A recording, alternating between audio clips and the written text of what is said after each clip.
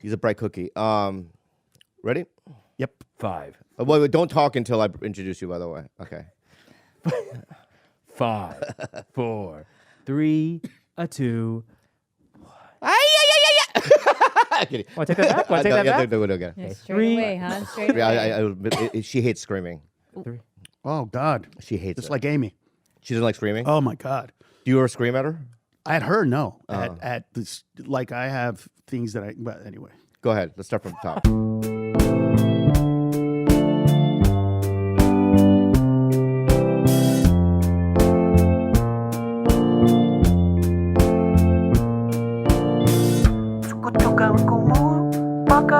Four, 3, 2, 1. Hello, hello, hello, hello, hello, hello, hello, hello, hello, hello, hello, hello, hello. Welcome to another episode of TigerBelly.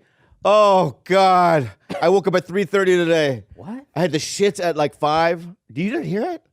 Not the shits, no. Oh, But I heard yeah. it. I heard it when you did wake up. You went Yeah. It just I don't know what happened. It was one of the with I had the loose butt thing where like I farted and a little It's You know what I mean? called incontinence. incontinence, right? Yeah. And then I laid back down and I went, no. The next fart's going to be the whammy. It's going to be the mother load. Was it? Well, I went to the bathroom. I didn't test it out, bro. I heard Okay. a combo of air and debris. So Thank you. that was a Whatever that means, thank you. gamble that you.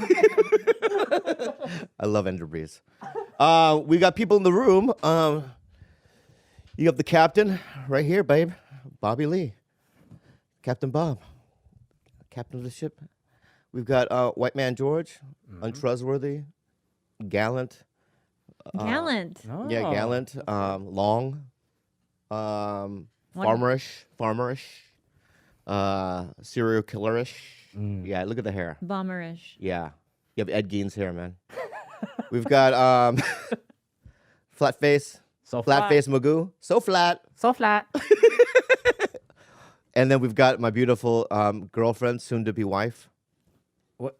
I haven't done Is it. there an announcement? He keeps saying that and like you can't say that. say for that. I'm gonna years. talk. I'm talking. It's gonna happen. That means fiance. She's already your fiance, though. But I haven't done the thing yet. Then she's just no one. He doesn't know how to do the thing. I don't know how to so do the don't thing hold yet. your breath. No one hold their breath. Yeah. He doesn't know how to do the thing. Oh, hold your breath. No, don't. It'll be a very long I time. want you to die. Hold your breath. Hold your breath. No. And then we've got a guy as a guest. Listen,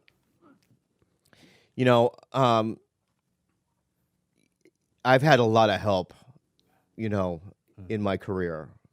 And, there's a couple of people that have helped me when I was young, and one of them was Pauly Shore. We've had him, right?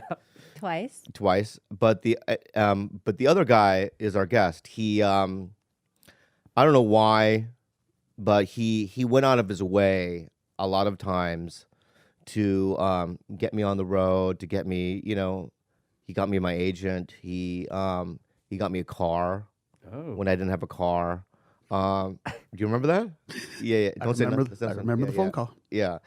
And then he he's done a lot. And I say it all the time when I'm on radio and stuff, that, how much he's helped me. And I'm just glad that he's here because I've asked him 15 times and there's always something. But hey, bro, I'm going to fucking Portland or whatever. You know what I mean? And it's like, whatever. But he said yes, so he's here. So give him a round of applause. Carlos Mencia, everybody. First of Ned, all, yeah, this is go such ahead. bullshit. What? You asked me one time because somebody canceled on your ass. And I know. But I get it. You've I get always it. been on a short list, though. I get it. No, I get it. Yeah, you've always it's got to be hard for you, or at least it must be. It must have been hard for you. 'Cause I don't listen to all the stuff on the internet. I know. I pay no attention to it. Yeah. Until We'll talk somebody about that calls later. me. You want to talk about it later? No, I don't even mean it like that. I don't wanna mean, talk about it it right must now. be hard for you, is what I'm saying. It's not hard for me. It's not hard for me. If you care about me, it's got to be hard for you. I think otherwise because I think before he became the person that he is now, and when he wasn't kind of like feeling like his steady foot in comedy, Yeah. it was hard for him. But I think he is so much more actualized now to be like, you know what? These are the truths that happened in my life. Carlos helped me a lot. Nice. I love him, and I will love him forever. Yeah. Because my biggest issues with him with comedy was, and he'll tell you this, after shows, because I didn't drink or anything like that at the time, we would just sit back and I would tell these guys what they did right, what they did wrong, what they needed to fix. And the only times I really got pissed at him, like really pissed, not I'm pretending to be pissed to teach him a lesson, but pissed, was when he would go, I'm just never going to be as funny as you. He would say that and I would be like, what the fuck? Everybody leave right now. That attitude is bullshit. That you can't have that attitude. You got to be. I'm not trying to get you to be as good as me. I want you to be better than me. You're what comes after me. I've been doing it long. Well, no, but that's I would say it like that, and you at the time were just like, I don't. No, but what you should have said. What you should have said though was, you're gonna be different. You know, I think that's what it is. Here's the thing: you said it in a weird way, and my whole thing was that you're not going to get better if you don't think that you can get better. Right. That's the whole. And I don't even quite think that I did get better. I think that's the thing. That's the thing. I don't think that. I think I got worse, but but yeah, you just never trusted yourself. No, but what I realized not ever, but what I realized though, Ned, is that that I'm just gonna stay in my lane, like what Coy said when he was on, right? Just do what I do, and then let's just see where the cards fall, where cards fall.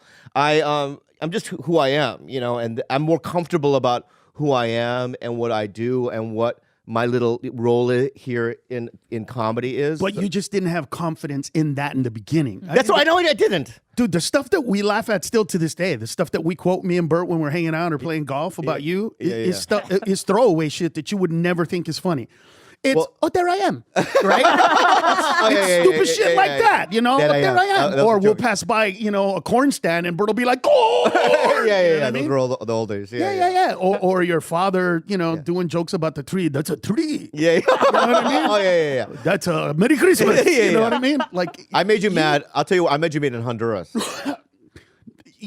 But that's because you didn't understand how scary that shit was.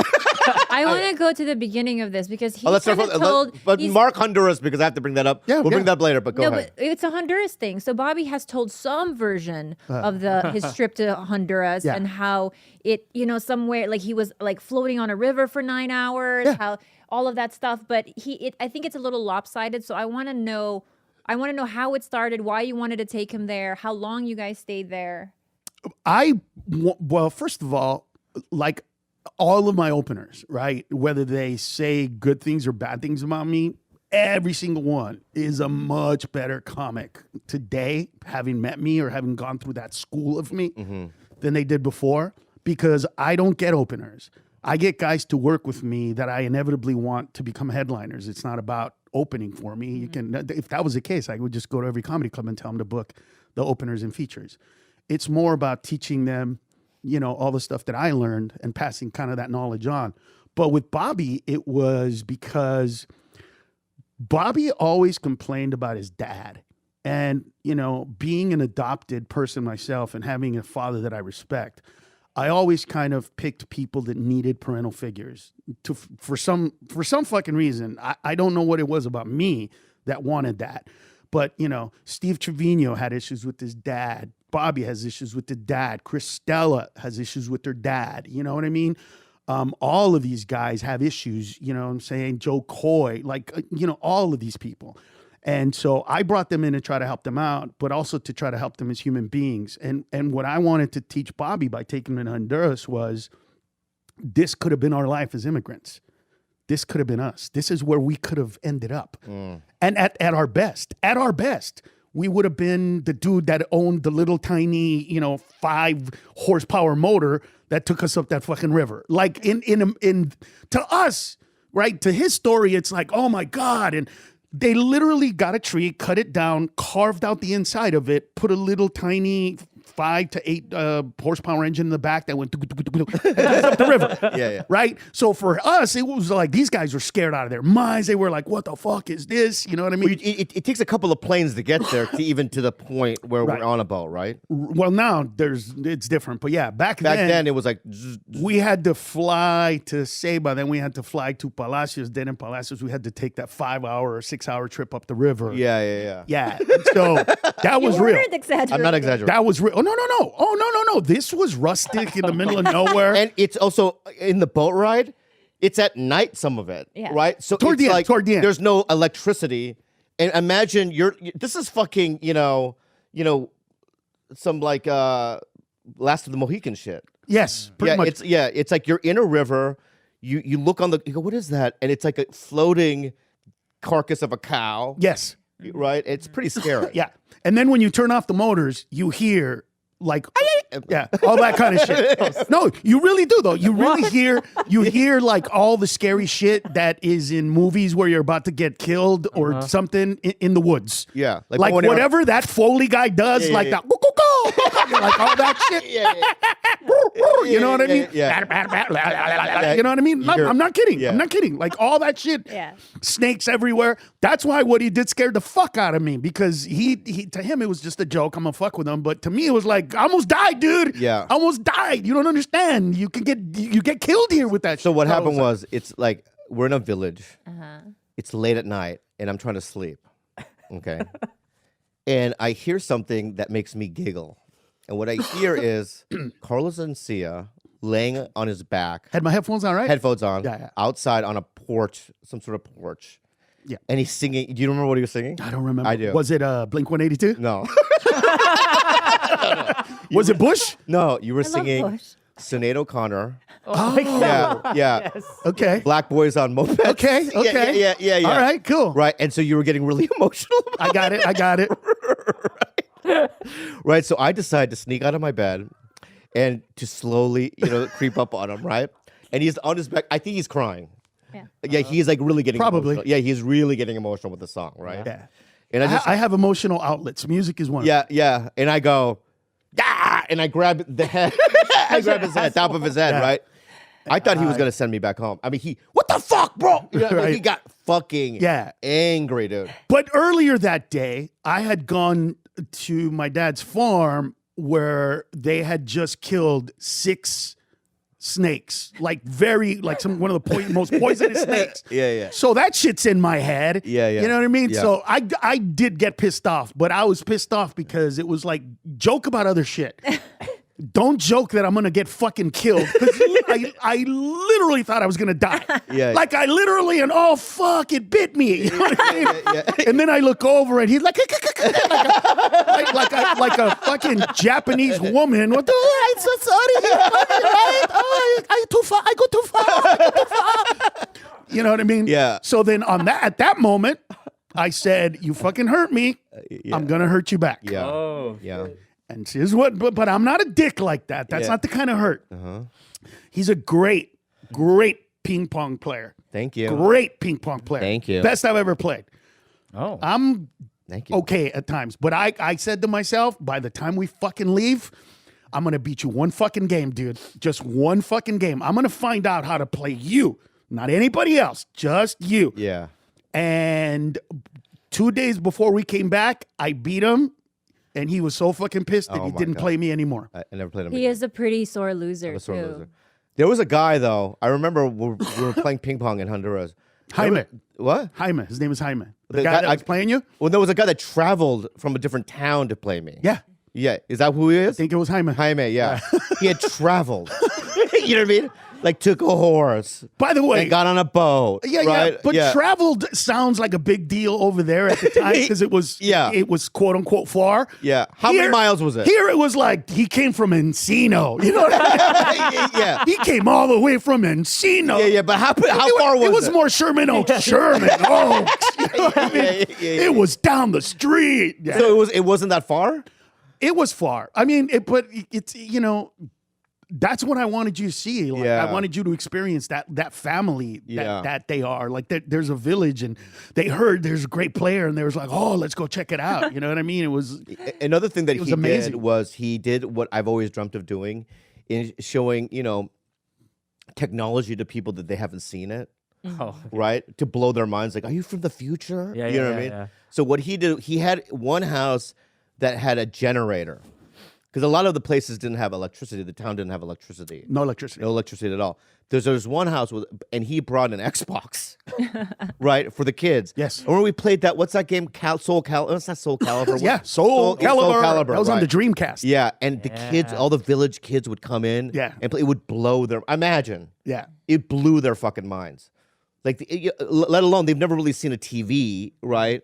And then all of a sudden you can play these. And I had a solar panel set up so we could play during the day. Yeah. Because we had electricity 24/7 because Yeah. I set it up so that you guys would have somewhere to turn on your computer stuff or whatever it was. So It also was the one and only place where I saw a pig die. oh, that's right. yeah. Do you remember how they killed it?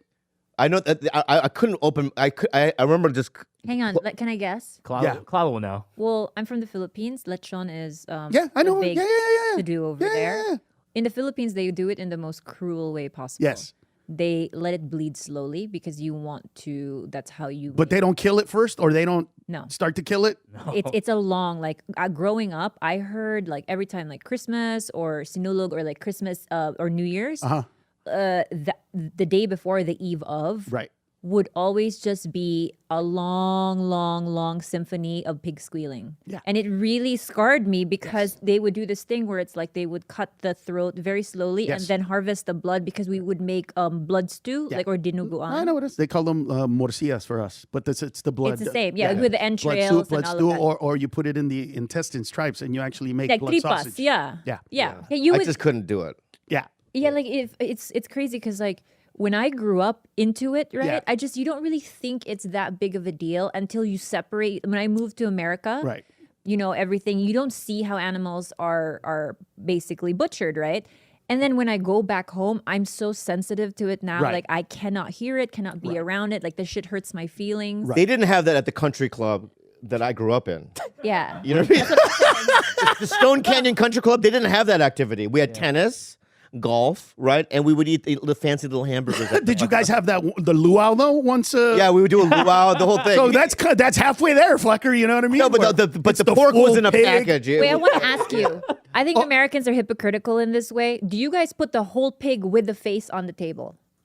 Sometimes. So here's when I knew I was going to marry Amy. We went to Honduras. My dad, in celebration in her honor, killed a cow. Now my wife, even to this day, doesn't eat a lot of meat. And they went, killed a cow, brought it back, and the only thing that looked like a cow was the head. Everything else was already cut up. And they put the head literally 4 feet from us, Yeah. with the tongue hanging out and yeah. the eye still open. Yeah. And I, maybe 4 or 5 minutes later, my mom shows up with 4 tacos, Yeah. and we're staring at the face. Yeah. You know, this is normal for me. Yeah. And she just grabbed it and took a bite, and I was like, I'm gonna marry you.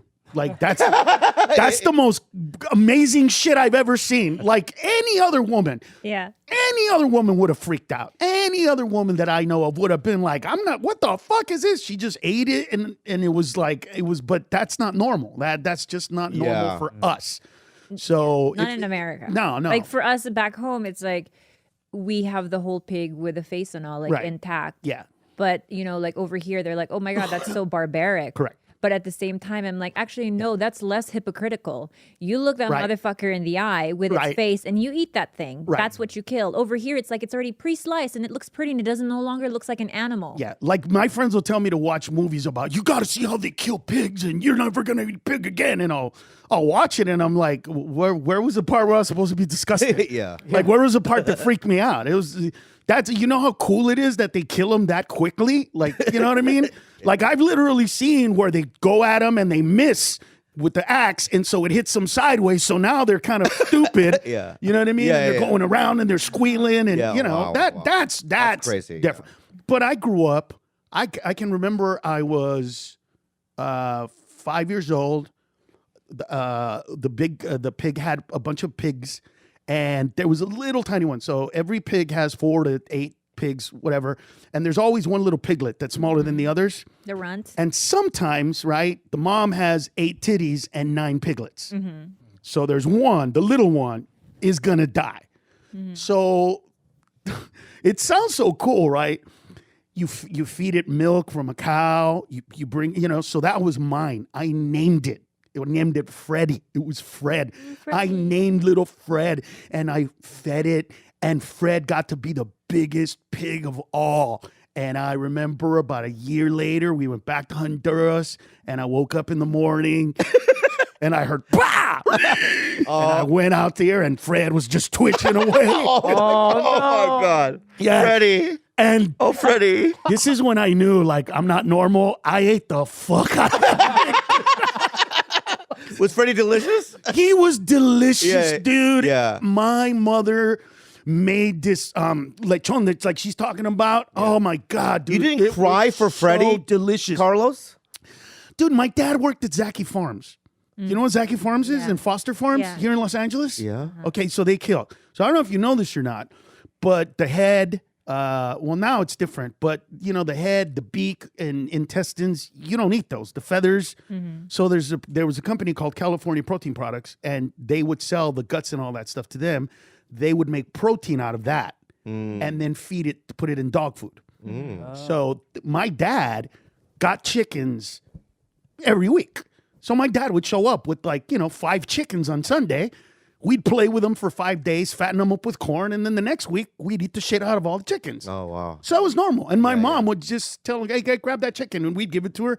She would grab it by the head Quickly. and just twist it like 3 times, and you would hear crack, and then she'd drop it, and then they'd run around and flop and flop and flop.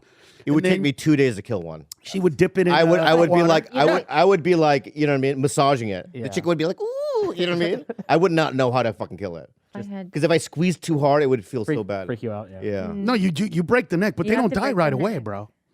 It's you literally see them flopping around dying. And when you don't relate feelings to that, all you relate is I'm hungry, dude. And when you live in Honduras, Go to El Pollo Loco. Yeah, but you're telling me, dude, I got Don't get this aggressive. from Honduras. I know.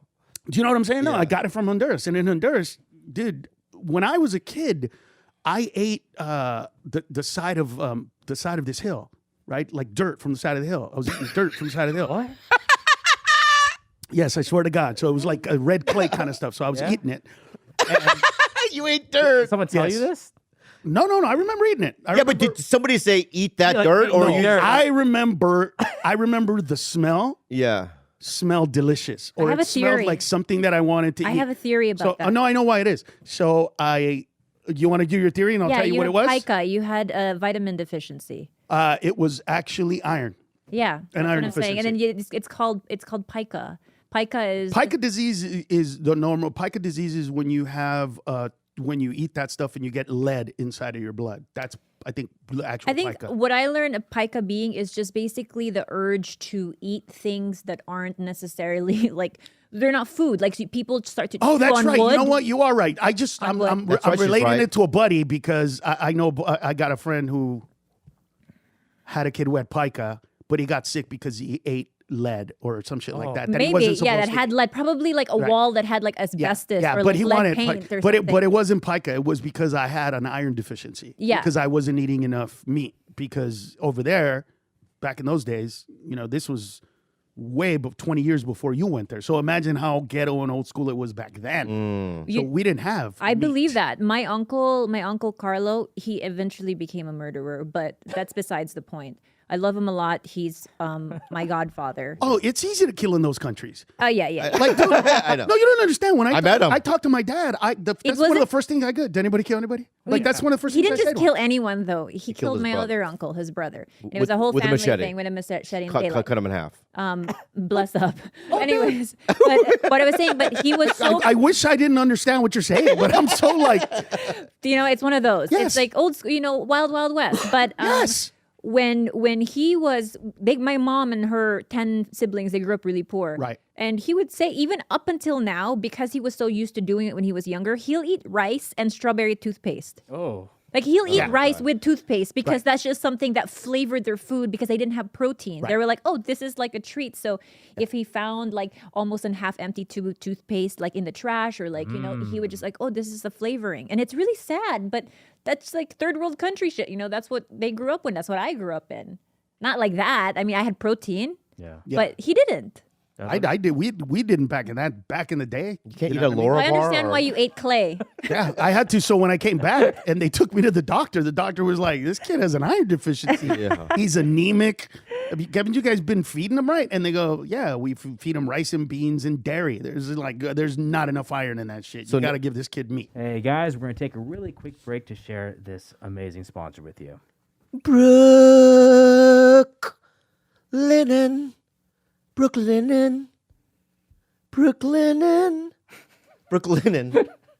is I want to be completely honest with you.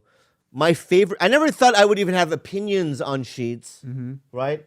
But Brooklinen is by far my favorite of all time, because normally I don't even think about it, but now I think about it all the time because I use Brooklinen, and when I go to bed, I get excited to go to bed because I have shalt Brooklinen, and Yep. therefore, Have you ever said to yourself, Yes, Khalyla? sweetie, yeah, have you ever said to yourself, make I love the fact that I've had the same few pairs of sheets since just after college and I never liked them, but then I just keep washing them every week or two or putting them back on the bed like it's totally normal. I have said that to myself. We'll stop it. I will. You know Don't why? do that Because anymore. Brooklinen can make that voice in your head and the bad sheets on your bed go away. Oh, thank God, because I've been thinking about that every day for the last 49 years. Oh, my. Life is too short to sleep between anything less than really nice sheets. But maybe you looked at some retailers and calculated the years of interest you'd pay on just one set and gave up. Trust me, go check out Brooklinen. And also, I told you my two favorite people in the world are, right? Who?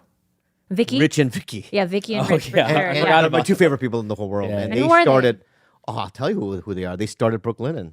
Wow. And I'll tell you why they started it. It's they tried to find a beautiful home essentials. They didn't cost them an arm and leg. And when they couldn't find it, they founded Brooklinen as the first direct-to-consumer bedding company. They work directly with manufacturers to make luxury available directly to you without the luxury level markups. Brooklinen has a variety of sheets, colors, patterns, and materials to fit your needs and tastes.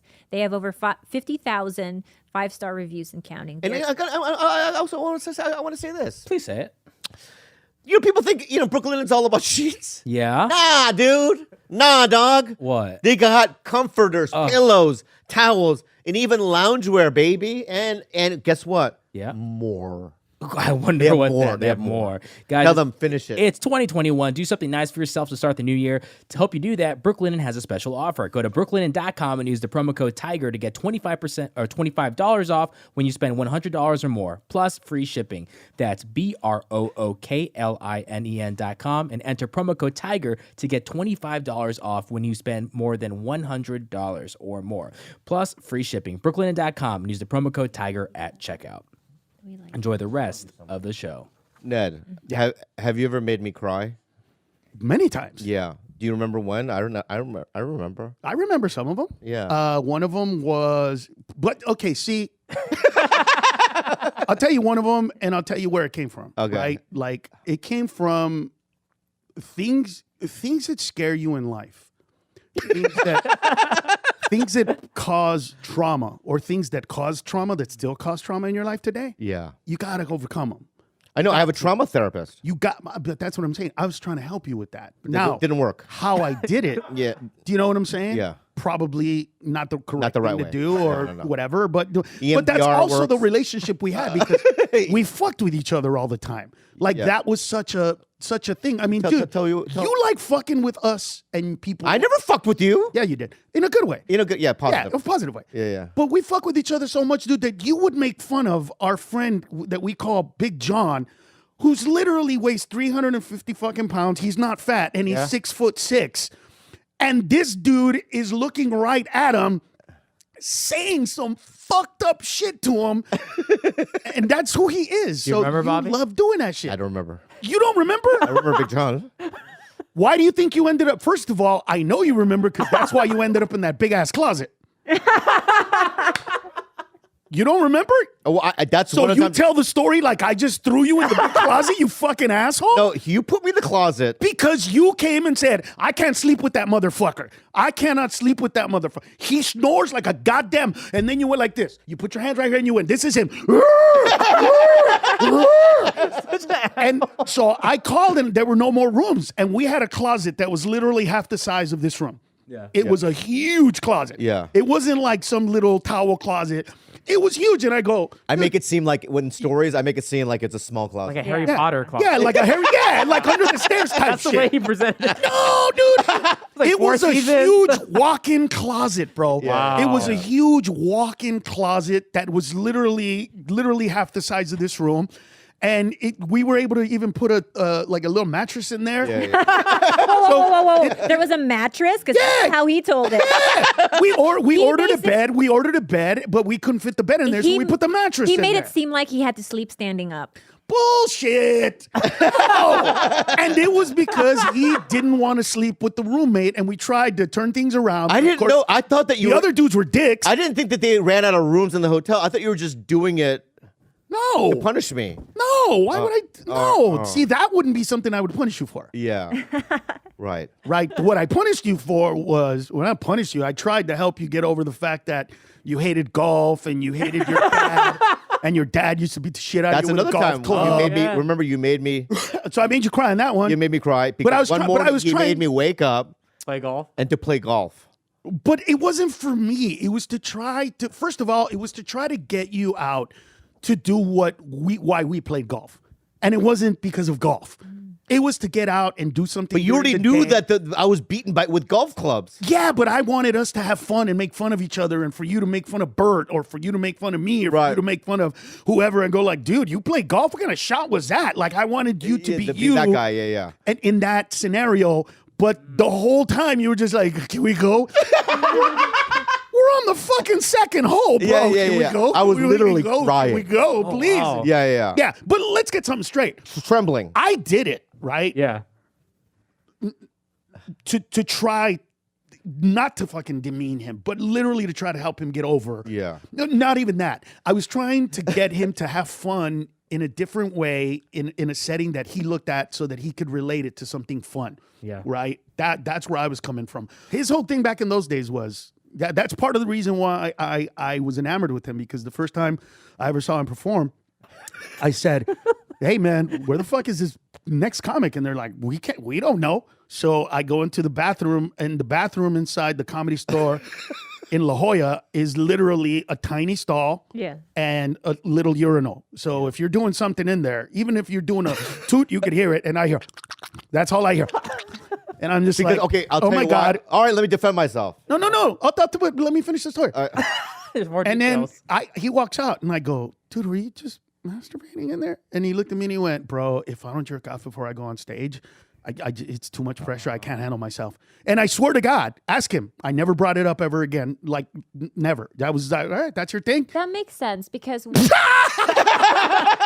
Well, You guys need to get married. Fucking immediately. I'm not gonna shit on that because like one of my long time, like I love one of my best friends. To this day, he has to jerk off at his lunch break every single day. Yeah. Because it's just he doesn't feel right. Like he doesn't Right. feel aligned. Right. And it's just a release for him, and he Right. just goes into his little, into the bathroom, and he chooks and then be done with Yeah. it. So I was a doorman at the store. What made you? Because I was a new Standing comic. ovation. Oh. Right. Standing ovation. It was it. Right. It Tell 'em wasn't. what- It tell- wasn't that it was original or anything. It was, no. Because what I mean is, when you're young, right? You try to. You have to believe that you're funny when you're young, Yeah. or else you're not going to be funny, right? Tom Brady always knew he was Tom Brady before he was Tom Brady. Right. Just that's the way it is. You can't go up on stage and not. It's why he jerked off, because there was probably a day when he jerked off and he went up on stage and he felt something different from the audience. They thinking saw something in him that he didn't Was want it to show. superstition and not really like a true release? No, it was a release. It was an energy superstition. thing. It He was was an really energy thing. nervous. Yeah, I was so nervous. Yeah, But first of all, he can play the piano. Yes. So I was like, okay, any guy that can play the piano and do comedy is already 3 steps ahead of the average comic.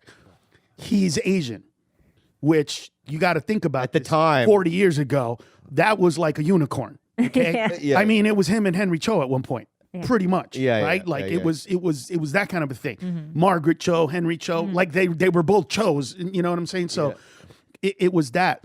But he could play, which I went, oh shit, that's cool. That's really cool. He was doing impressions of his dad, which is like nobody knows. Like even if the impressions are shitty, that's great because nobody's heard that. And then when he played his song called "Standing Ovation," which was literally, if you don't stand up, my dad's gonna kill me. Standing ovation. Like it wasn't even complex. He didn't even write the song. Yeah. I basically what it was is basically I said I'm singing the song, right? And I'm like, basically saying this drab story that if you don't give me a standing ovation, my dad's gonna kill me, I'm gonna kill myself, or I'm gonna kill myself. Right. Right? And you have to do it right now. And then at the end I'd go standing ovation, and the audience would stand. Yes. And I would go, good night. Yes. And I love that. And the whole room was standing. I loved and it. it felt good, you know what I mean? Yeah. To Loved get a it. standing ovation. Yeah. I saw the raw materials, and I said, look, you know what? That's the one thing that sucks about being me today is that part of what I've given to the comedy world, to the openers, Yeah. is not seen the way it is. And one day when I die, I'm sure you guys and other motherfuckers will say I'm sorry or whatever, or they'll say the good things or whatever it is. That's fine. Yeah. But yeah, because I saw that dude and I was like, yo, this guy needs direction. This guy needs to get on stage and to do that over and over again. What I wanted, you know what I thought of at the moment? I want you to open for me to the point where you can't do that song anymore because they're already wanting to give you a standing ovation. That was the moment. I haven't in my got head. one since then, my friend. Bullshit. I Bullshit. let go of the And song. you can bring the song back. Bring it back. But it was so, but it was so ballsy, dude. It's Yeah. so ballsy. Dude, to ask for a standing ovation when you had the set that you had. You know what I'm saying? I know. Do you know what I'm saying? But a couple times though, they wouldn't stand. Imagine that. Yeah. What happened? Standing ovation. No one stands. Good night. well, part of And the then just reason why I walking off loved stage it. is the worst. Yeah, part of the reason why I loved it, bro, is because they did stand up. And I thought, yeah. oh shit, he made him stand up. Like Yeah. they listened to him. Mm-hmm. That was part of that growth pattern. Another thing that you did for me was But when did I make you cry? you made me cry golfing. Yes. You made me cry Closet. with the closet. That was not me. That was you. I know, but it's still the situation made me cry. That was But because what- you told a but the 6'4" third dude, I will. I know, but the sleep third with thing that you made me cry, but Yeah. it helped me, was when you remember what I used to do with my hair? Yes. And then one day we were at a club and you threw a hat Yes. at me and he goes, "You're not doing that hair thing anymore." Right. Right. And that freaked me out because I relied on the masturbation, but also the hair.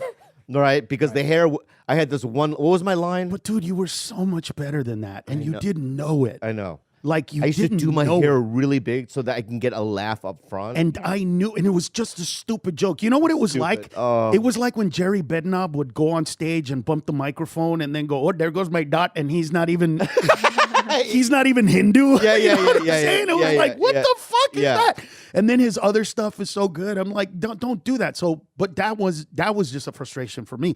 For me, it was like, the minute you go on stage and don't fuck with your hair and have a great set, you will be a different comedian. Yeah. The minute you do that. And it was up to me to tell you that because you know this about my openers. I tell my openers after they get funny, all of them, after they start getting laughs, write new shit.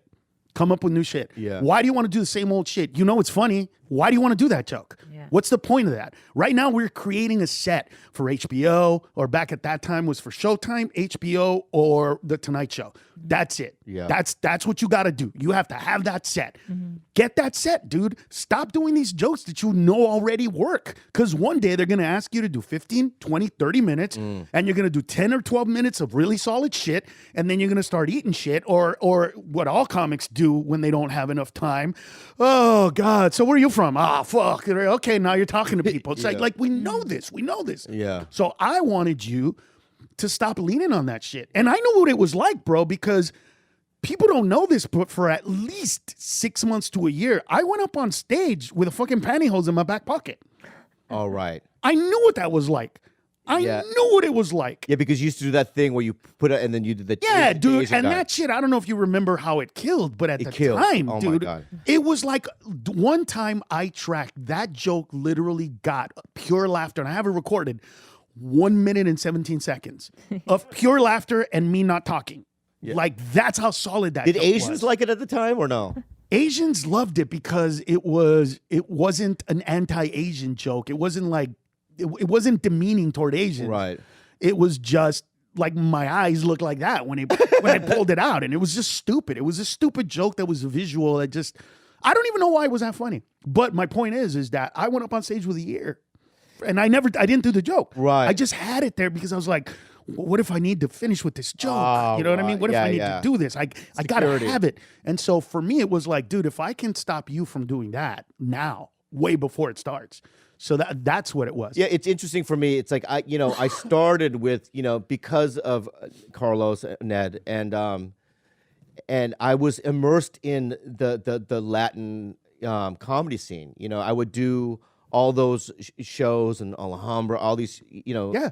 and that's how I met Gabriel and Jeff Garcia and Felipe Esparza and all these guys when we were young. Yep. And it's like, I was exposed to two types of audiences. Paulie's audiences which is usually like drunk, you know what I mean? College guys. College white people. And white girls that just wanted to suck everybody's dick. yeah. So then they were like fish, dude, at Pauly shows back in those days. Yeah, when he was the oh my weasel. God, it's It was crazy. just chicks walking in like, "Where's Bobby?" Like literal chicken heads. So and then so you're exposed to that, and then the next week I would go on the road with Carlos and have his audience, which is a little bit more aggressive. The style of comedy was a little more aggressive. Very much so. Yeah. And so But I always had your back. I always believed know in you you, and have. I always like. I not know, believed I you, know. But I believed I've always believed in that comedy, especially from our perspective, should always have the balance. So I don't know if you remember when we were doing a show with George Lopez, Paul Rodriguez, Fluffy at the Universal. at the Arco. No, at the Arco Arena in Sacramento. Oh, that's right. When they were giving me shit about putting you on because Oh you my weren't God. Latino. Do you Yeah, remember that? Yeah. Yeah, and I told him, if you don't fucking put him on, I ain't doing this fucking show. Yeah. Like, and he was just an opener. He was nobody at the time. But for me, it wasn't about that. It was about how fucking dare you as Latinos sit down and shit on white people? Because he'll tell you, back in those days, Latin jokes were so simple. Like, we all did versions of Mexicans do it like this and white people do it like that. You know what I mean? Whatever that shit was, it was just, it was the beginning of Latino comedy. The only guys out at the time were George and Paul and me as the young guy. Yeah. But I just thought that's hypocritical. I'm like, you fucking want white people to put you on their shows, but you don't want to put a minority on? It's not like I'm even putting a white guy on. Yeah. He's a fucking Korean. Like, and then they said, well, why doesn't he perform for his people? For the 12 Koreans? Like, really? Yeah, why don't we just go to Stockton and upped it to 100? Like, what kind of shit is this? That's the stuff that bothered me. And that wasn't much about Bobby as it was about my people. It was about like us being, you know what I mean? Like, I understand right now, and I talk about this in my act, how if you're a white middle class or not even a middle class, like if you're a non-college educated white guy, that's the person right now that feels left out in this country, right? Part of me wants to say, fuck them, right? Part of me wants to go, let me get this straight. You've been here since the 1800s, and a beaner like me and a chink like him made it over you, and you want me to fucking feel sorry for you? Yeah. The fuck out of here with that shit. You have no idea what it's like after you have an HBO special to call Columbus and have the owner of that club ask you who's gonna come to see you perform. You're Latino, and for me to have to say, well, I do it in English, so I would hope that fucking Americans would come. Yeah. You know, that kind of shit. That's part of the reason, ironically, that I still, of all the touring comics, have probably the best or one of the best deals at all the clubs is because back in those days, they didn't want to pay me. Yeah. So you know what I would do? I would say, okay, how much do you want to split the door? Oh, well, I don't know. What about like 70, 20? Well, first of all, that's not. Let's do this then. How much money do you normally make at the door on a weekend? On your best weekend, on your shitty weekend? Oh, 7,500, 2,500. All right. The first $5,000 in sales are yours. Everything else is mine. Oh, well, fuck. What do you mean? Well, you're getting the guarantee. If I don't make any money, we'll get at least 5,000. So that's yours. So now my deals are like crazy, but they came from people not wanting to book me or not believing me, or, you know, one time I had to rent out a club in this Bart Reed's Comedy Club.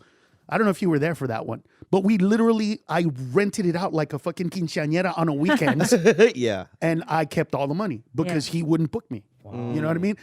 So part of me wants to say, go fuck yourself. You know what I mean? Don't ask pity from me, bro. Ask it from somebody else. I'm not the one. On the other hand, it's got to be scary, man. It's got to be scary to know that the world is getting browner and darker as America is. It is. And what are we going to do when we have power? That's the question. So think about this election. Look at, some people here, this is the most diverse cabinet ever, right? That's what some people hear. So some people, especially minorities, are like, fuck, this is great. People that look like us, right? But for that white guy, it is, hey, man, that shit doesn't look like me anymore. Those people aren't looking out for my best interests. Because when I hear black people talking about it, they talk about a black agenda. What are you going to do for black people? Asians, what are you going to do for Asians? You know, the Asian lady that won here in California, she's all down with the Asian thing. So, like, I can understand from the opposite perspective how some white kid is like, well, fuck, what's going to happen to me in this new world?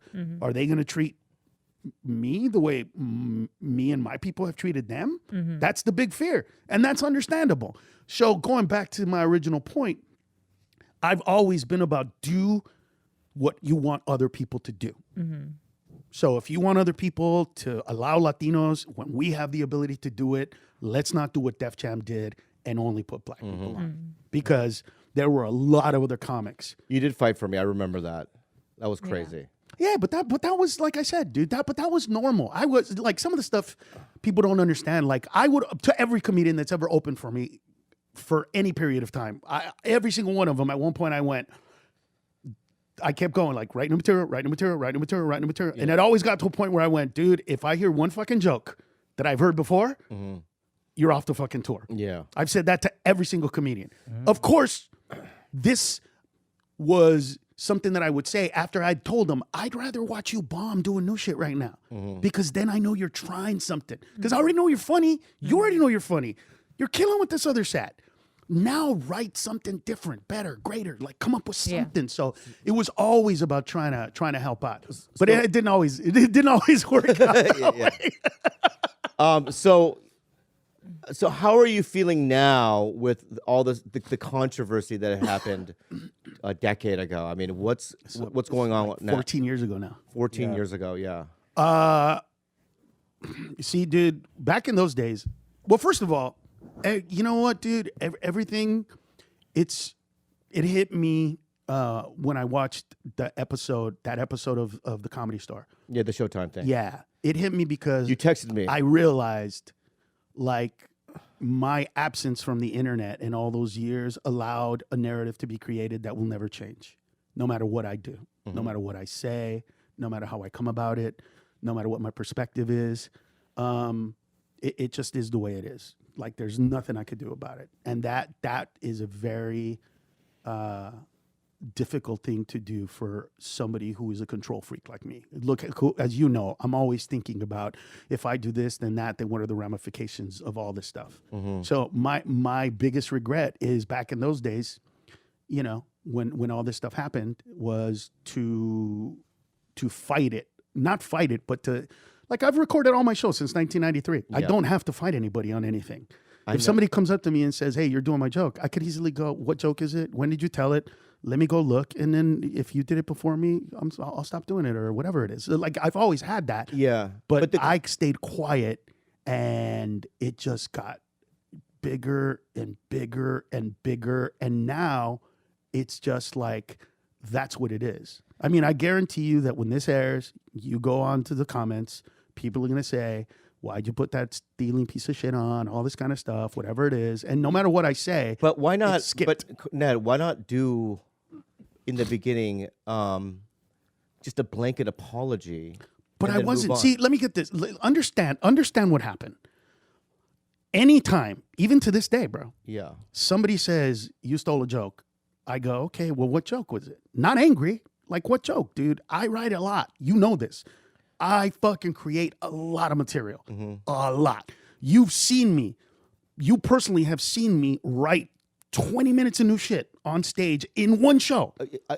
I have seen that, but I have also seen some of your act, you know what I mean, a little too close to things that have already been established, like the Bill Cosby bit. Yeah, I'd never seen that one. So I know, but I know my point though is that it's so similar, right? yeah. Yeah, that why not just outwardly say, I apologize, and then we could just move on from it rather than you constantly defending. But it's not that I'm defending. See, again, it's not that I'm defending. Who do I apologize to?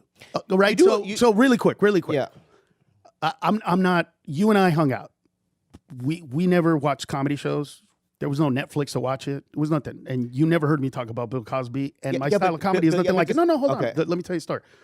So when we recorded that special, on the second recording, I did that bit. At the end of the show, Jeff Schimmel, Robert Schimmel's brother, came up to me and said, yo, that bit sounds very similar to a bit that whatchamacallit does. And I said, fuck, I'm tired of this shit. But you guys deal with it the way you need to deal with it.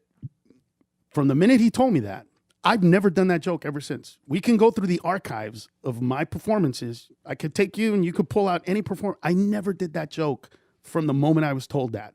But that will never be the narrative. Do you see what I'm saying? It will never be the narrative because all anybody knows is from the outside. It's kind of like the people that were mad at me when mine and Mencia came out and said, who the fuck is this guy taking Chappelle's spot? Yeah. Well, for people that don't know, when I was given that show, here's what I was told by Comedy Central. We have two things to tell you. I was like, oh shit, what? Well, we're going to pick up your show. There's something better than that? Yeah, we want you to be a companion piece to Chappelle Show. So it's going to be Chappelle Show, then you. Chappelle Show at the time was the #1 rated show in all of cable television. So this was a year before. So by the time we got into production and the whole thing and he went away, I was pissed off. But I wasn't allowed to talk about it because we didn't know if he was going to come back or not. So they were like, don't say anything. You don't want to antagonize the guy. You know what I mean? And I couldn't call him up at the time. So I'm not that kind of person. I don't know how to talk to people that way. So the narrative was to some people that they put me on there to try to take his spot, which kind of was in the same vein as, well, look, he's just the Latino black guy, so to speak. He's just, so those narratives are things that I've tried to address. You know what I mean? I've tried to, I go up to people and say, hey, man, I heard you said this. Oh, I've never said that. I heard you talk about it. Oh, I've never talked about that. Yeah. And so I want to say, hey, Maz Jobrani, I heard you did the fucking joke like this. I did a joke like that. Is that the same joke? Yeah. Oh, man, I'm sorry. I'll stop doing it. My apologies. Maybe I saw you do it. I don't know. I don't remember that, but because I'm always thinking, I usually know where my shit comes from, but if that's the case, I'm sorry. But I don't know how to apologize to nobody and everybody at the same time. Could it be a case where, obviously you're a really bright man, and I think that sometimes even for, someone like me, where even if I'm not actively listening to something, it gets downloaded into my hard drive. I'm an absorbitron. Sure. And so could it be a case where you are absorbing, unbeknownst to your consciously doing it, unbeknownst to you, you're absorbing these things, and then kind of like, formulating a joke out of that thing that you didn't actively listen to. Could it be a case of that? At that time, though, it's hard to believe that would have been the case at that time, because it was. First of all, at that time, during mine and Mencia, I wasn't at the comedy clubs like they say. I was going from one club to the other club to the other club to the other club, so I wasn't hanging out. What would incentivize then, like I a wouldn't young? hang out, but I was always trying to address it. Is my point. What would incentivize like a young comic, say for instance, to say? Oh, I was hated. Listen, I was hated from the beginning, because one of them was Mitzi changed my name, right? So she was the one that told me to change my name. And Bobby will tell you, once Mitzi does something like that, you're going to get all the spots. You just do. And I don't know if I deserve the spots. Probably not, because I'd been doing comedy literally for like 3 months when I got in there. But I got spots every single day from that moment. So that was one of the things that people hated on. And then later on, they hated me, especially in the 90s, because I ran the light. But I ran the light because I never went on time. Dude, who was it? Eddie Griffin, Paul Mooney, and Dice Clay were always on before me for about 3 to 4 years, maybe? Ned. Right, something like that? Ned. You would do the reason there's I think there's a combination of things going on. Right. Okay. The two things that are going on is that a lot of your material, I'm not saying all of it, right? And I don't even say most of it. You know what I mean? I think I don't know percentage wise. Sure. But a lot of your material was a little too similar to the ilk of Paul Mooney, or Bill Hicks, or Sure. the Cosby thing was I wasn't right. So my inspired by point, those and I know my point Hell though yes. being is that to me, where there's smoke, there's fire. I don't know what the percentage of it is. Secondly, right, I was there, and I'm not saying what's wrong or right, but you, Dice, Eddie Griffin would do a long time on stage, and you would bump. Yes. A lot of these younger comics, Yes. and a lot of these young comics that you bumped are the big comics of today. You know what I mean? Yeah, guys like Sebastian, all these guys, Concur. right? And so, with the combination of two things, right? I think that is why you're in the situation that you're in right now. So why attack So me what I'm about so my what name? I'm But why saying- attack me about my name then? But that's you know what I mean? But no, but That's those are a- all attacks. I You know what I'm understand- I saying? understand Like, what you're why, saying. why that? I personally have never heard. See, here's what I need. But I just want to let me just finish my point Yeah. though. My point is that if I were you, Yeah. all right, I would do a blanket apology. You know what I mean? I just don't know and who move to on. apologize It's to. when Amy Schumer, right, apologized for stealing jokes, right? They Right. do a blanket apology. I'm so sorry that if I you know what I mean, I hurt comics, not anyone specifically. I stole some jokes, and let's move on. That's what was my next question, Ned. Was that But she Let's did move that. on. But she did that on purpose. Whatever I did, whatever you're talking about, because it's like, what did somebody say? Oh, in that video, in the TV show, they didn't say I was stealing jokes. They said I was repackaging premises. So now it's like I'm doing a similar premise, but I'm doing it differently. And so, to me, it's like, Yeah, but what? dude, just give it like Ned, what- Mooney. I went up to Mooney more than once and said specifically, "Hey, somebody said that you did a joke about this, and I do this joke." Oh no, brother, that's different jokes. You fine. I don't. Ned, I what don't- would you think I don't would know have what to been- say to that. I want people to say you stole my joke. What do you think would have So been I could the be outcome, like, sorry. though? What do you like? If you look back now, like, what do you think? What would you have lost then? If, let's say, this happened 14 years ago, and 14 years ago you said, you know what? I don't know what's going on, but clearly something I'm doing isn't right. I want to say, But it I'm was sorry muddled. all The across problem is what he said. It was muddled, right? It wasn't just the material thing. It's you're a fake Mexican. Your name is Ned, right? You run the light. We don't like you because you bumped me. You're doing shit. So it didn't feel like none of those attacks felt like a genuine, authentic thing. I see what you're saying. It feels like It felt like they were coming motherfuckers for don't you. like me. Like, why all this shit? Like, if it's material stuff, then let's talk about that. So Let's if you talk about the think material. Plus, it's really difficult because I tried to address this. That video was born from me going on stage and saying to comedians, what are you talking about? What is it that you're talking? Tell me what you're talking about. What am I doing? And what did they bring up? A wall joke that was told literally by 10 other comedians.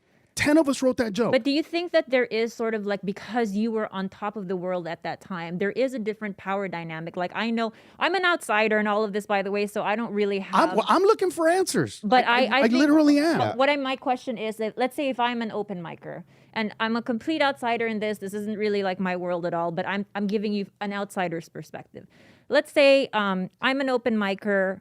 You come to me and said, tell me exactly what it is. Like, do you think that there's a power dynamic there where it is hard to tell somebody who, as big of an icon as you, to say, hey man, this were the exact things that you did? And would you listen? Would you have stopped and would you have listened to that at that time? I went on stage to confront Joe calling me Carlos Mencia because I wanted to know what it was all about. Here's what I mean by it gets muddled. And it's difficult. And all I want is for those guys to say, look, you did this. But because, trust me, comedians that have shit stolen from them, we remember what jokes those are. I can tell you all the jokes that comedians have told after me that I told them first, right? I remember those. Case in point, right? I'll give you an example. I had no problem with Ari Shaffir, right? No problem. Bobby calls me up and says, dude, Ari just beat the shit out of me. Do not put him on your show. He had just auditioned to play Jesus Christ in this parade thing that we were doing on mine and Mencia. So I went to the Comedy Store that night. I saw Ari. I said to Ari, hey, what are you doing punching Bobby? He's fucking little. You're fucking huge. What's wrong with you? And he said, well, if I see him again, I'll fucking beat his ass again. Mm-hmm. And I immediately called my producers and said, is he booked on the show? Because if he's booked and you told him he's booked, we're not going to change it. But if he's not booked, I don't want you to book him. Mm-hmm. And they said, no, he's not booked. So I didn't put him on the show. After that, he starts saying I steal jokes from him. Before that, he didn't. Before that, Bobby was opening for me. Bobby asked me to put him on, as hey, will you give him a guest spot? I always do. I always say yes. I say, yeah, sure, no problem. Let's suppose the 50% of them are Aris and say and came after you because. But I don't mean that. I mean, the problem with that is it gets muddled, right? Is he really pissed that he thinks I stole a joke from him? Or is it because I didn't put him on mine and Mencia? I think my question is more like. Do you see what I'm saying? Yeah, no, I think my question is if 50, that's hard. If 50% of them were muddled like Ari, 50% of the stories from young comics were angry Ari Shaffirs, and 50% of them were people that legitimately felt like things were stolen from them. And if it is that muddled, like, how do you think it would have panned out if you at least spoke to the 50% that didn't go out? But that's what I did. That's my point. But I went up to those people individually Ned, and talked to them. Ned, I know it's muddled. Okay? Like with Ari, but I went up to him. You're not canceled because you bumped people. Okay, you're not canceled because you changed your name, right?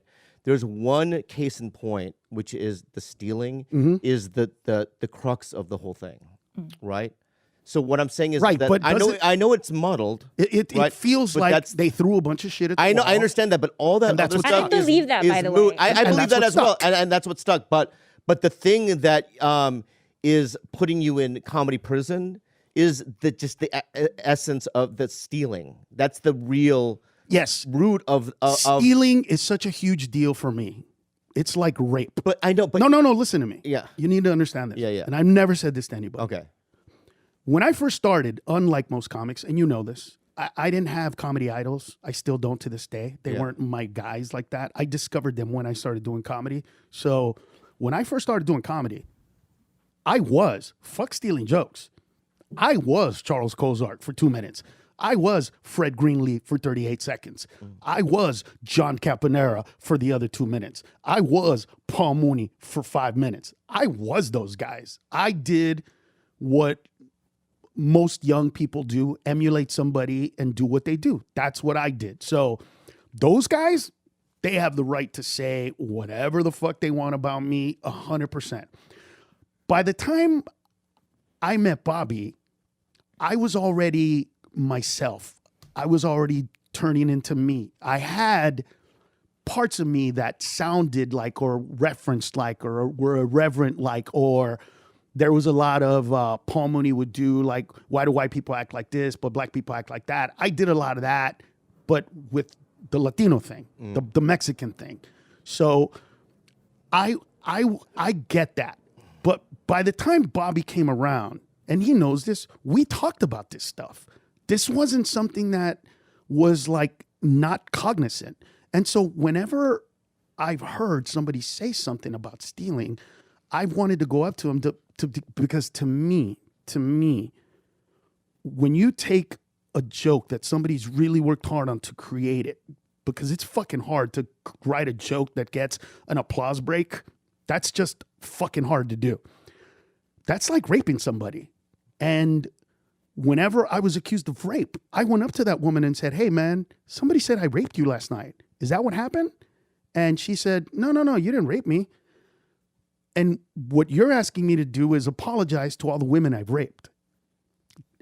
I want to, but can I meet these? Can I say I'm sorry to them in person? I think that there's a way to do that. I genuinely do. I think, look, here's where I stand on it. It's been 14 years, and I've talked to George about this. And, because I only know it from such a from being a fan of you and from seeing you on Comedy Central and growing up and loving you, I think that there is a way to do it, especially today. There are so many scoundrels in comedy. No, listen, and people who I find despicable who have done way more, I think, on like an ethical level, far worse things than just say stealing jokes. But I do understand. But there's something more to it. Okay, I'll give you an example. In that episode of the Comedy Store that we saw, right? Mm-hmm. At the end of it, they talked about Brian Holtzman. Right. And everybody sat around and talked about Brian as if nobody knew who the fuck he was. Watch Mencia. Yeah. I put him on my show twice. Mm-hmm. Why? Because I thought he was great and he was crazy and nobody was going to put him on some show except for somebody like me. So I put him on that show. That's who I am. Like, that's who I am. I gain nothing from it, but they didn't even give me an opportunity to be on that show, even if not to discuss the joke stealing thing, even if just to say, oh, fuck, Brian Holtzman, man, that dude is so amazing that I put him on Mencia. And then you show a clip of him on Mencia to show that, hey, you know what I mean? There were some of us that did that. I think that that's the fucked up part. But you have to understand and that it's nothing. And the internet has a mind of its own. It's its own entity. Oh, well, that's what I learned. That's what I learned when I saw what I'm this saying, episode of whatever. Look, what I'm saying though is that we live in an age now where going to individual people isn't going to fix the problem. The problem is... I don't care about that. That's not what I care about. What do you care about? I want to meet these fucking people so that I can look them in the eye and say, dude, I'm sorry, or fuck, I remember that joke. Let me think about where I created that joke. Holy fuck, I don't remember. Well, have you done that? Joke. Yes. And every single person I call says no. Uh-huh. Every single person I call says, no, you never took shit from me. I just know you took shit. Uh-huh. Or I just know you said shit. You know what I'm saying? Have you ever felt personally accosted? Well, I remember when all that, you mean because of Ned? Yeah, like was there ever a power dynamic? Because I know how much you revered Ned and how much you loved him. Dude, when he posted that video, which by the way, from my perspective, was just to show that, just to have him talk about the Ari Shaffir thing, right? Just to talk about that, just to talk about how, dude, he got so much shit that he called me up, pretty much crying and said, "I got to take it down, dude. I can't deal with this." And from that moment on, I've never, ever, ever, ever said anything to him about it in a negative way. Could there be Ever. two truths at one Ever. time, Ned? Could there be two truths? You are, to me, somebody that I idolize. You're a superstar. You're fucking funny. You're great. But could you also have made those mistakes, and could you apologize for those mistakes? Of course, I'm ready to apologize to the people to the people that I did this to. Yeah. Right? To the people that I did this to. But like I said, you're accusing me of rape.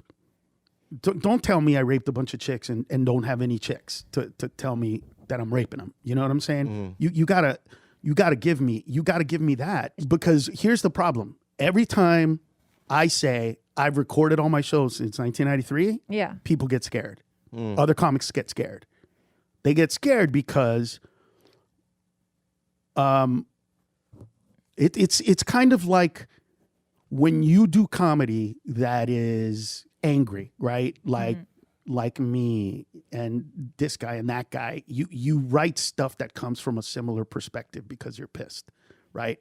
So a Trump joke is going to come, you know what I'm saying? In the same way. Like, how many comedians do you think in America today, and I'm one of them, I can't tell you exactly when I wrote it, or like I could go back and check it, but how many comedians do you think are doing a joke about Barack Obama or about black people mixed in with Donald Trump, where the punchline is orange is the new black? Yeah. I'm one of those guys. I guarantee you that if this was back then or even now, I'm going to get told so-and-so writes a joke like that. So where the fuck did you steal it from? That's the thing. I can never get out from under it, no matter sorry, what. go ahead. Can I say so? So, even here's the deal. It's like when And by the way, if I raped anybody, of course I'm fucking sorry. yeah. And I mean that as joke, like a joke thing. If you wrote a joke and you think that I did some crazy fucking shit, dude, not only will I apologize, I'll bring you on the road. I'll help you like I've tried to help a lot of other comics. I just wish I could say that to somebody in person. You did not, number one, as somebody who's been sexually assaulted, what you did is so petty theft compared to raping anybody. So don't even put yourself in like that like criminal world, because it's like, to these kids maybe, or to whoever. Yeah, but okay, look, financially it's speaking, not that big. It is a big deal. Do you know how many millions of dollars this cost me? Everybody, like the angry part of me, the angry part of me, the part that I put aside, the part that when I've told myself, chill out, relax, you can't go there, that part of me that wanted to commit suicide at times, that part of me wants to go to these people and say, I want all you motherfuckers to line up who say that I took something from you. Did I take millions of dollars from any of you motherfuckers? Because that's what you did to me. I got cancel cultured before cancel culture was a part. Also, they did something to me that comics up until then never done. We handled our shit together, right? There have been stories about Kinnison pulling out a gun on Dice and all that shit, but those stayed amongst us. That shit was never put on the internet so that normal people that don't know shit about comedy get involved. All that stuff was different. And that's why it's always felt to me different. It's felt, I can't put my finger on it, but I have no problem apologizing to people for whatever. If you're a comic out there, please, Carlos Mencia at carlosmencia.com. Email me so that I can apologize to you. But if you guys want to hear it, I never consciously, once I got past my young comedian, hacky comedian style, once I became Carlos Mencia, I wasn't looking at other comics like that. I didn't see other comics like that. It just wasn't a part of my thing. And by the way, most of my shit was about being Latino. Who the fuck was I doing that stuff from? Yeah. And all the Latino comics were doing pretty much the same shit. As a matter of fact, I never did jokes about my father until Freddie died. Out of respect for the fact that Freddie he was sensitive. did his stuff. Yeah, He except didn't like the fact that I was doing my Korean dad as well. But that's my point. But here's my point. Yeah. You remember Freddie. First of all, I almost took a bullet for this fucking guy. Yeah. Like, do you know the story? I don't know the story, but I do know a lot of Freddie Soto stories. Okay, so Freddie Soto's on stage, and he starts doing his regardless, and then some black guys start yelling at him, fucking with him really, really hard. Yeah. I was emceeing at the time, so I went on stage, and I told the guys, right in the middle of his set, by the way, they were heckling him so hard that in the middle of his set, I went, hold on, man. I said, listen, guys, he's an open micer. Like, he's not ready to deal with you guys, but I'm not an open micer. So the minute he gets off, throw all that shit at me. All the shit you're throwing at him, just throw it at me. So he says goodnight. I'm walking on stage, and I hear, you better be funny, Taco Bender. And I said, don't worry, I'm going to be good, Jungle Bunny. And the audience went, ooh. Now, this was after Robin Harris had come. Oops. So it was all black. I mean, it got to the point where me and Randy Chervitz, do you remember Randy? I like Randy. We actually went up to the top of the Comedy Store and put a piece of board on the R and the E. So on one Monday night, it actually said the Comedy Store. We did that on purpose because it had turned like into a black room. And so when I said that, the audience was like, ooh, and I'm like, whoa, fuck that, black people. If he's gonna talk shit to me in a racial way, I'm fucking coming back. So I'm fucking with him. Then I realize it's Snoop Dogg, Dr. Dre, and the DOC. Jeez. The DOC, I love him. Yeah. I fucking love him. And one of my favorite songs of his is Portrait of a Masterpiece. And in Portrait of a Masterpiece, in the middle, he stops to catch his breath, right? So he's like, I'm going to listen to the dog's back to attack. And he goes, so why are you stopping? To catch my breath. Kick it. Yeah. So I said to him, why don't you just use a fucking voice box? And I started rapping with a voice box. And when I stopped, I go, why are you stopping? And I went, to change my batteries. The fucking crowd goes ape shit. Yeah. It calms down, and one of them, and who was it? It was DOC said, I'm gonna bust a cap in your ass. So I got fucking scared. On the right side, really slowly, this shadow just starts getting bigger and bigger. And you know how it's slow ceilings. And he's just getting closer and closer to the ceiling. And then I hear, nah, you ain't, bitch. You started this shit. You gonna fucking deal with this shit. And it was Shaq. Yeah. So Shaquille told them, fuck that. You started this shit. And that was it. And I got off stage and it was all good. I didn't think that much of it. About 10 years ago, I was at the Comedy Store, maybe 15 years ago, 13, something like that. I was at the Comedy Store and Dre came up to me and he said, hey, I apologize, man. We were wrong. We shouldn't have done that shit. But just so you know, if Shaq wasn't there, yeah, we're going to shoot your fucking ass for real. Oh, wow. And I'm sorry that we were going to shoot you. And I was like, Thanks. okay, thanks. That's, oh shit. Okay, fuck, cool. And then I realized oh my God. So, but he'll tell you this as an example. When Freddie Soto first started doing his dad was calm. His dad was, hey, come over here, regardless. Shine it over here, regardless. He was very mellow. Mm-hmm. By the time he got off the road with me, his father was, to the side, on the top of the bottom. I swear to God, if you don't see it, I'm going to find it and I'm going to kick your ass. And he became Carlos-ized. Yeah. Right?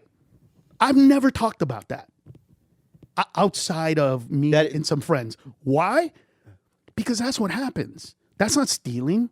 That's him seeing me, being influenced by me, and seeing that his father got funnier the angrier he got, the more that comedic torque was done. So I maybe if I was another comic, I'd say he stole that shit from me, but I don't feel that way. I feel like he was influenced by me, but that's who I am. That's what I do. And so, but you know what, man? I mean, for any comics out there, like I said, I would love to know, so that I'm an analytical man by nature. You know what I mean? So I want to know if I've hurt you or if I've done something wrong, or but fuck, you know what? Yeah. It feels like I was this fucking comedy goblin going around from fucking, well, no, that's not club to club, because other clubs don't talk shit to me, just the Comedy Store. Like I was going to the Comedy Store and in the back fucking, oh, that shit's funny. Let me take that shit and flip it and turn it around. And it wasn't like that. I mean, that's not the way it ever was. And so all I ever wanted was for you to show me that it's not just hate. Basically, I get that you hate me, But do you really hate me because I steal shit? Oh, I did steal your shit? What was the joke? Oh, fuck, I'm sorry, man. I thought it's because my name is Ned, or I was pretending to be Mexican, or all these other fucking attacks. So all I've ever wanted was a clarity in it. And to this day, for like you're saying that I did that a lot. But there's only like 2 examples of me on the internet really doing that. And one of them is the wall joke, and the other one is the Cosby joke. So for the fact that supposedly I was doing this all the time, there should be a fuckload of more people in jokes. Yeah. But I'm not okay. I'm not saying. but I get it. Listen, I'm not saying. Listen. this is my last hurrah, bro. I never saw it the way I saw it when I saw that. It was just. It was depicted as if that's the way it is. There's no possibility that it's any different. There's no possibility that there was something else happening. This is why she said, because she's trying to find a way to say, well, maybe you didn't do it on purpose, but you had to have done it, right? Because all these people wouldn't be saying this shit if you hadn't have done it. And I was sitting there going, well, if I did do it like you say, where are all these fucking comedians? Call me, tell me. But what I realized when I saw that was that's etched in stone. Carlos Mencia is a joke thief. Hey guys, we're going to take another really quick break to share one of our personal favorite sponsors.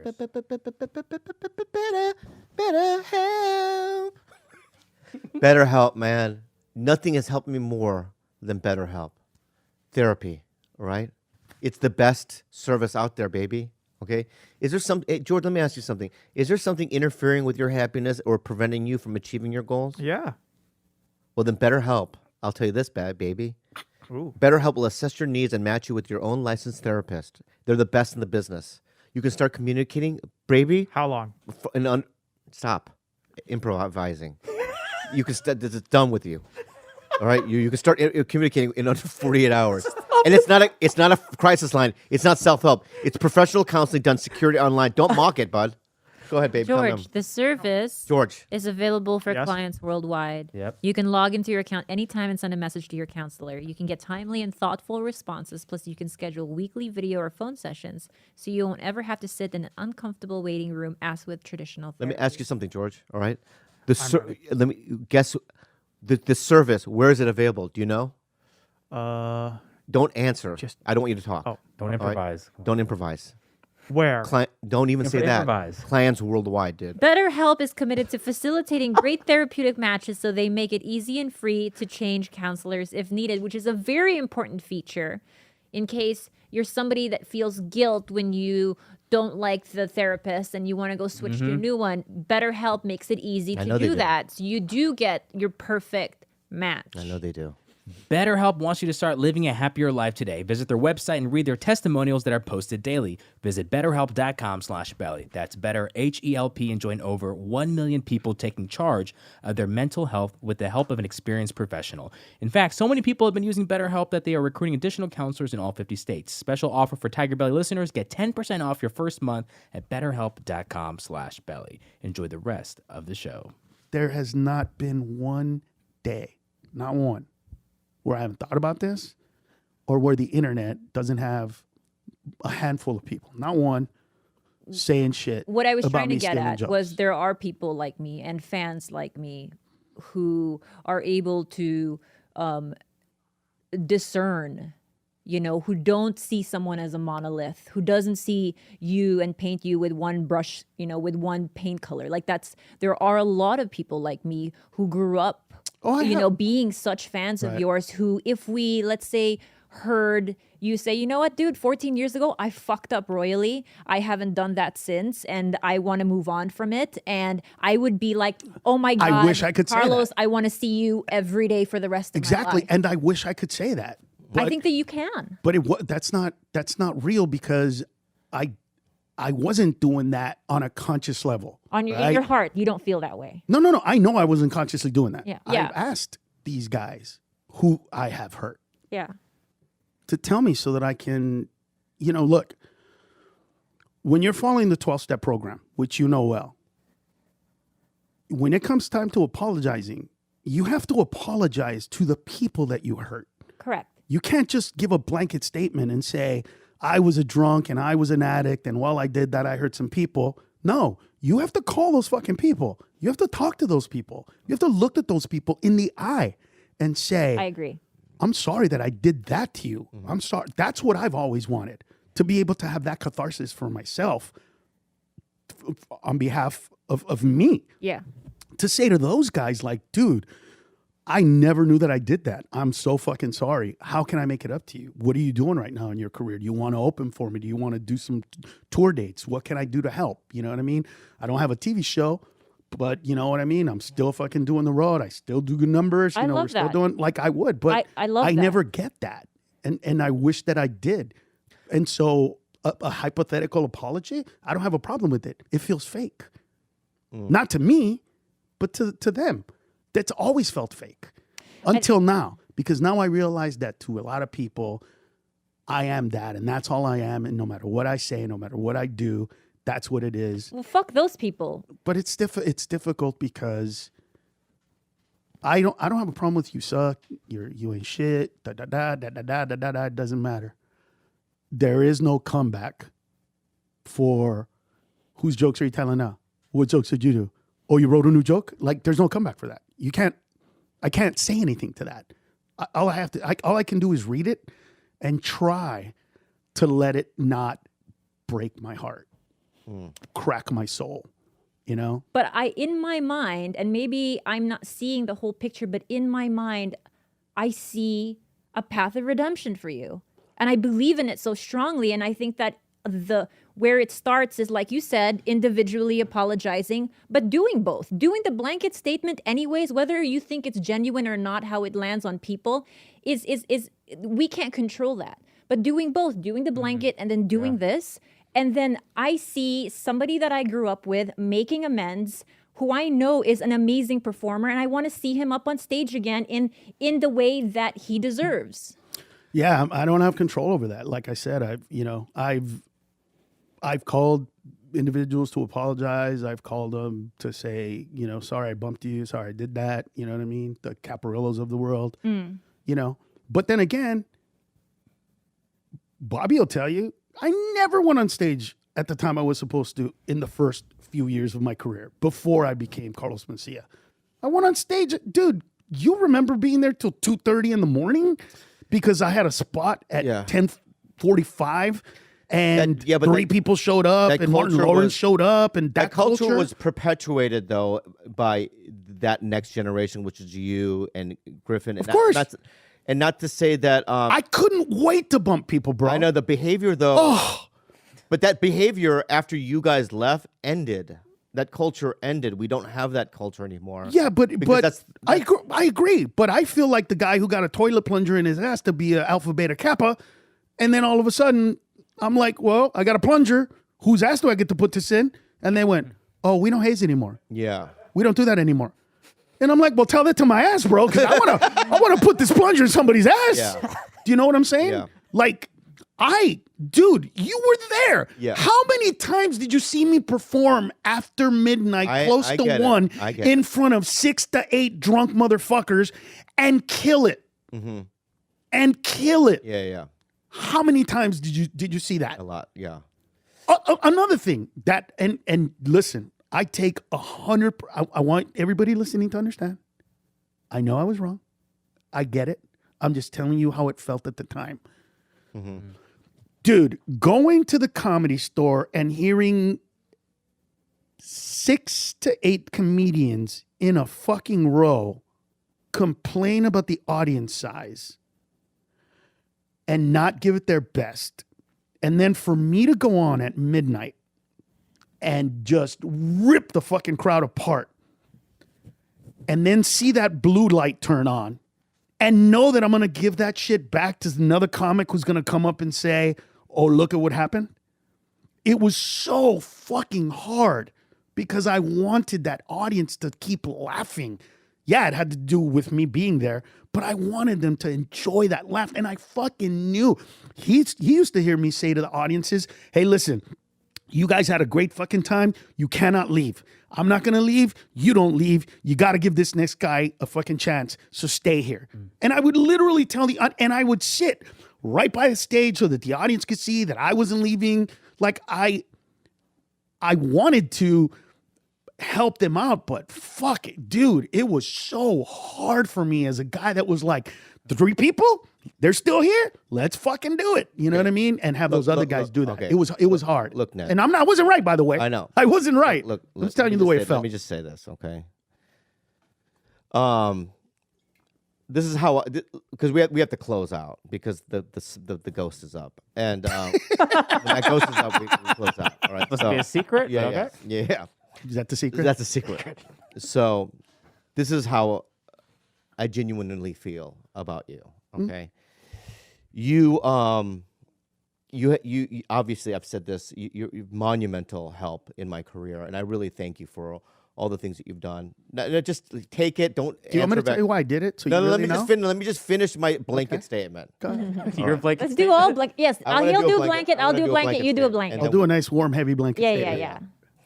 yeah. You know, there are some truths for me. Number one, you're one of the best performers I've ever seen.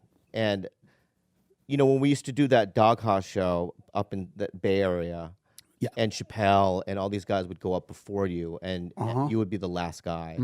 And you would I remember sitting on the side of the stage and see you just rip after all these heavyweights. I'm talking about Cad and, you know, Pablo and Chappelle, all these D.L. fucking Hughley. yeah, Delgado, Gabriel Iglesias. I mean, Everybody. they would go up there and rip in a row, and then Ned would close it out, and he would be the headliner, and it was absolutely just stunning to watch. I really believe that you're one of the best performers I've ever seen.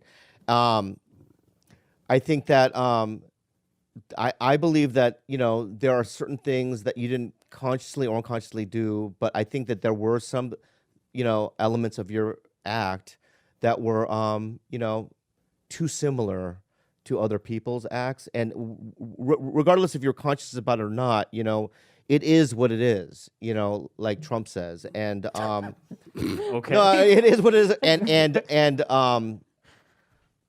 for me, you know, there's certain codes that go on in comedy. Like, for instance, I remember one time Johnny Sanchez said, you know, I'm doing this new bit about, you know, me walking through a spider web, but people from afar can't see you walk through the spider web. Right. And so, you know, they just think you're a crazy person, Yeah. right? Yeah. And I looked at him and I go, yeah, Brian Regan does that bit. And Johnny goes, oh, well, I'm not going to do it anymore, right? There's that like little code, right? And I believe that if you had written that bit, that you would continue to do it. You know If what I mean? I had written because that if bit? you had written it, but the thing is that Brian No, Regan had already done it on a special. I right? would have asked. Well, No, but that's I'm very doing- similar. Blankets this thing. Yeah, I'm just doing blanket Yeah, statements. but that's You very can't- similar. You can't. Right. In my blanket, you can't interrupt me. Oh, sorry. All right. My bad. I think that there are certain things in your act that,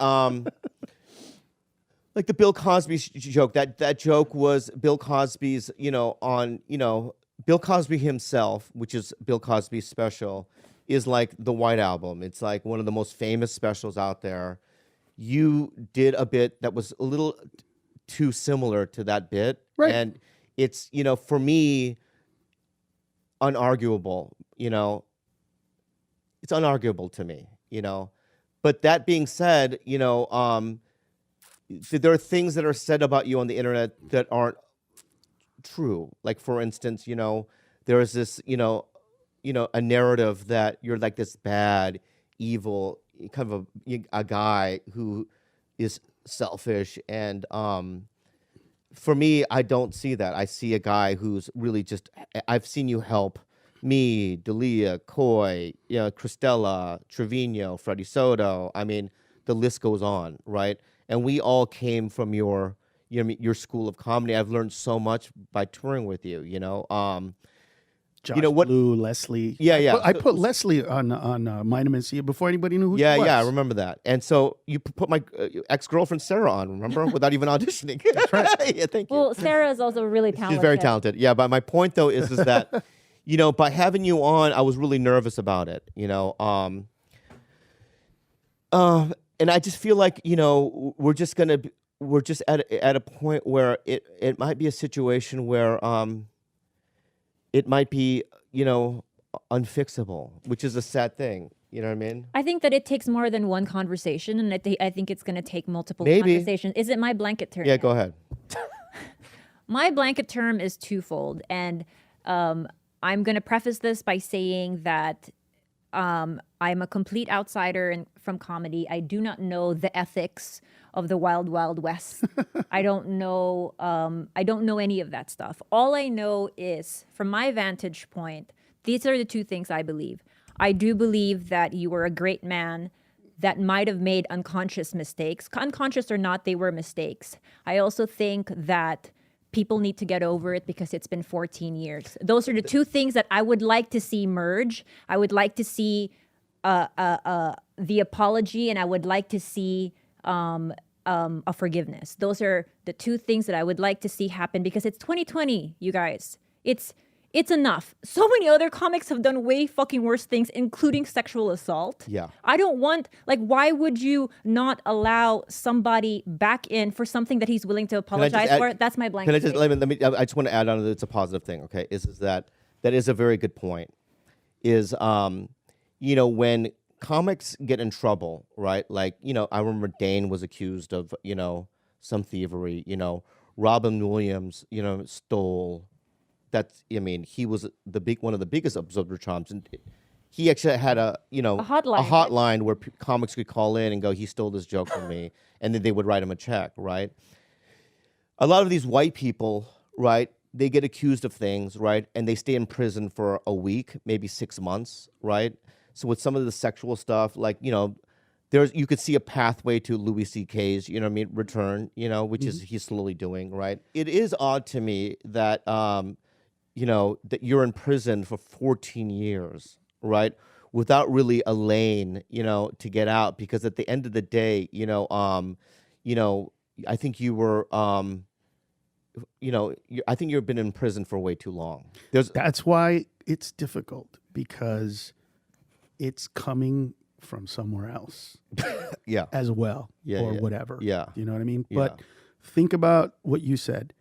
Is this your I blanket? did a Is this your joke. blanket? Is your blanket Is it started? blanket? Sure. I did a joke.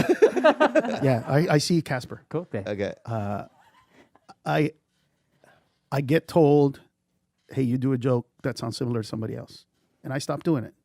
That's what happened, right? Because of the confluence of events, somebody that didn't know that was not supposed to come out, right? Didn't come out in the original special that aired on Comedy Central. They did it with the extended version. Wasn't supposed to be on there. I told them not to. It did. But I did what you say should be done. I was told that I did a joke that was similar, and I never did it again. The optics are different because it comes out on a special, and now you say, well, that can't be. So your point of view and my point of view are completely different when it comes to this.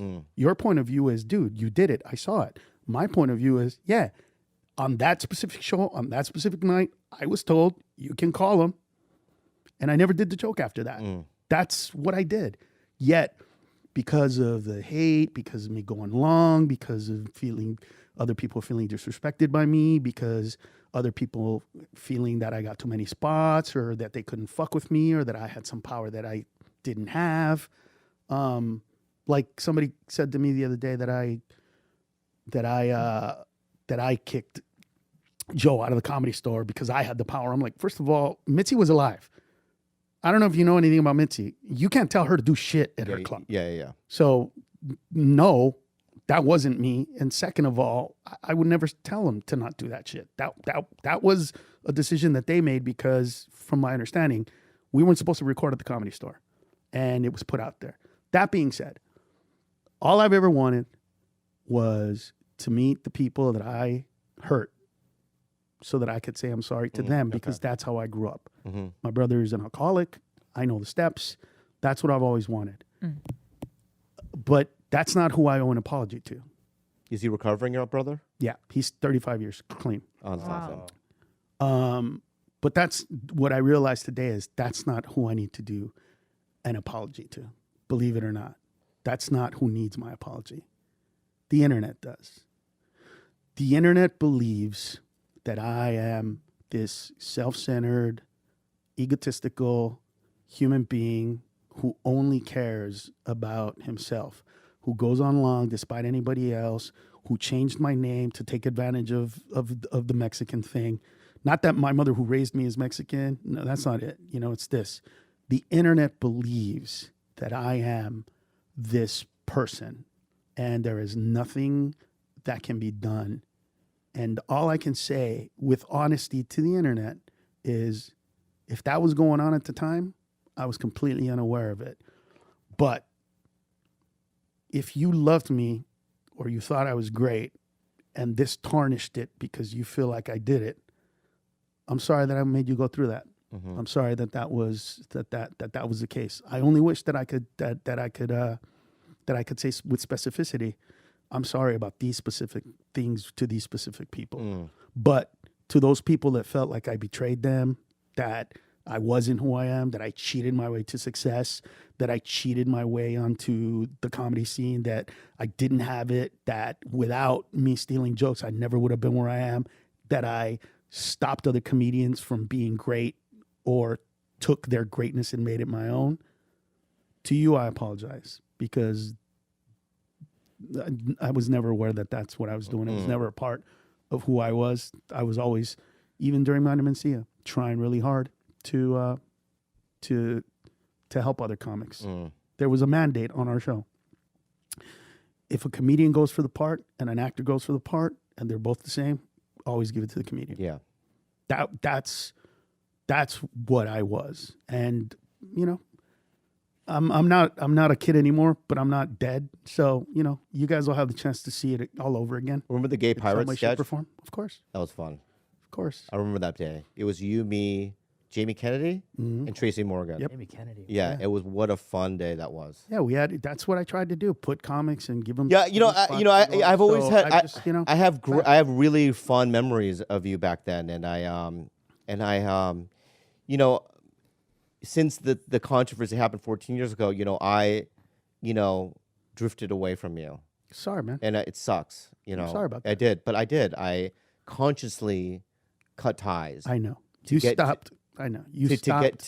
get get it. because there was something really ugly going on. You were scared. I was scared. Let me Yeah. say to you, I'm Yeah. I'm really sorry that you had to deal with Yeah. that. The minute It was crazy. you got all the shit from the internet for posting that video, and then somebody sent me an expert of you on Rogan's podcast,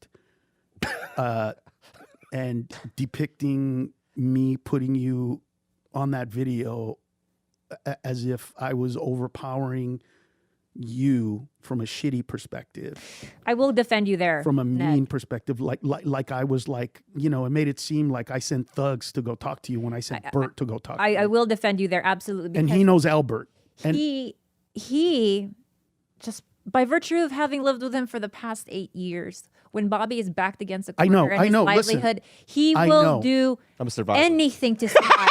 He is. I know. I'm a winner. I know. Yeah. Warzone, I know. baby. Warzone, baby. And here's what I'll say to you, bro. Wanna win this gulag. I'm really thankful that this shit happened to me and not some other comic, because I really believe that some other comic would have probably committed suicide or done some really fucked up shit with what happened to me. I always understood why you did what you did and the perspective that you came from. I was never, ever hurt. That's not true.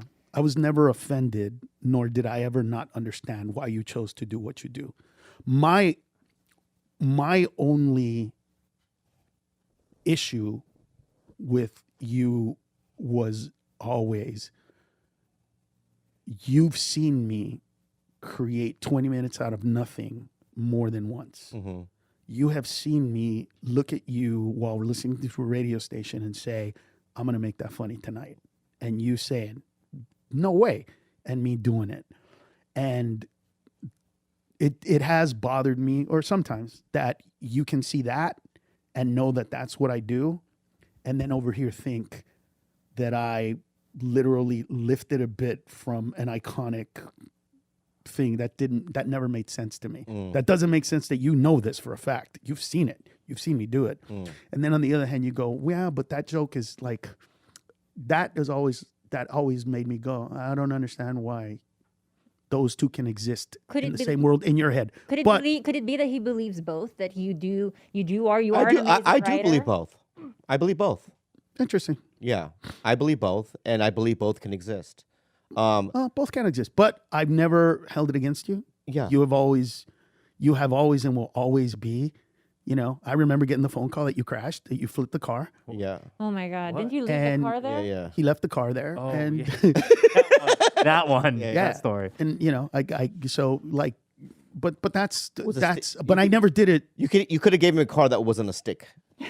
Oh, that's your fault. Wow! I've never used a stick before. So Wow! Yeah. This motherfucker was complaining that he couldn't do spots in La Jolla, so I got him a fucking car.